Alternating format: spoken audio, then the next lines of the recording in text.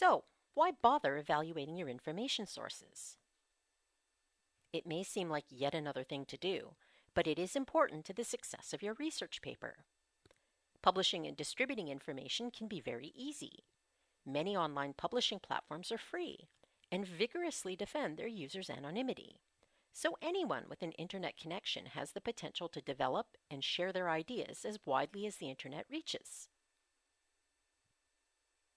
And many people do so without being experts on their topics, or using editors, fact checkers, or other forms of quality control. Since there aren't always consequences for publishing incorrect information, content creators, particularly on the net, don't always feel obligated to double-check their statements or to provide retractions if they discover errors in their work. So, when you find a new source, it really is important to evaluate the expertise of the authors, the accuracy of the information presented, and the scope of the work. Not every author is an expert on the topic. Some are journalists who research enough to satisfy an editor. Some are amateur enthusiasts. Some have a particular agenda to further. And some deliberately publish misinformation. Scholarly researchers' credentials and affiliations will be directly relevant to the topic. You can check in a database like Web of Science or Google Scholar to see if a researcher's work has been cited by other experts. If the author is a corporation or agency, make sure it has expertise on the topic. If it's outside the organization's main area of business, how can you be sure the material is accurate and unbiased?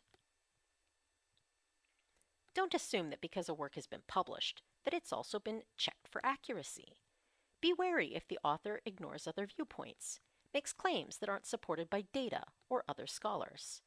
If the content is linked to the advertising, is outdated, has grammar or spelling errors, or if the publisher doesn't usually publish academic work. Another important consideration is the scope, or focus of the work. You'll have to scan the abstract, or table of contents, to make sure that it covers your particular topic in the right amount of depth. Ask yourself, is my topic given enough attention? Or is the work focused on just a tiny aspect of my interest area? Do I fit into the author's intended audience? Is the work too old or too current for my purposes?